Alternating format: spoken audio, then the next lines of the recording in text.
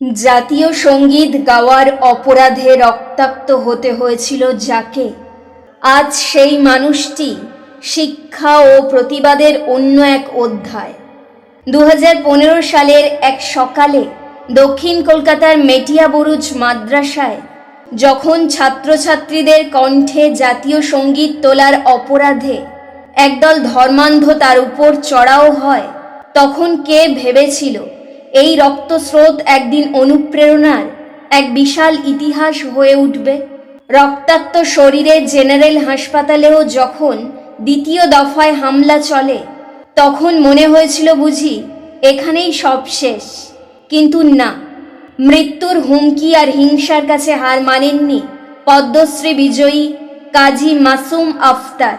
সমস্ত সামাজিক ও ধর্মীয় সংকীর্ণতার ঊর্ধ্বে উঠে তিনি আজও তরুণ প্রজন্মকে গড়ে তুলছেন এক লড়াকু সৈনিক হিসেবে, যারা আজ নারী নির্যাতন ও সামাজিক কুসংস্কারের বিরুদ্ধে রুখে দাঁড়াতে জানে।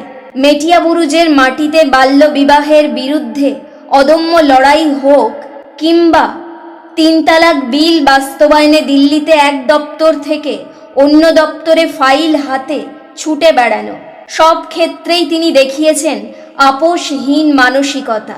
বারবার প্রাণনাশের হুমকির মুখে পড়ে কার্যনগরের স্বর্ণময়ী স্কুলে প্রধান শিক্ষক হিসেবে বদলি হলেও তার এই অদম্য জেদ একটুও কমেনি, বরং সেই কঠিন পথ পেরিয়ে তিনি আজ আরও জোরালোভাবে নিজের লড়াই চালিয়ে যাচ্ছেন।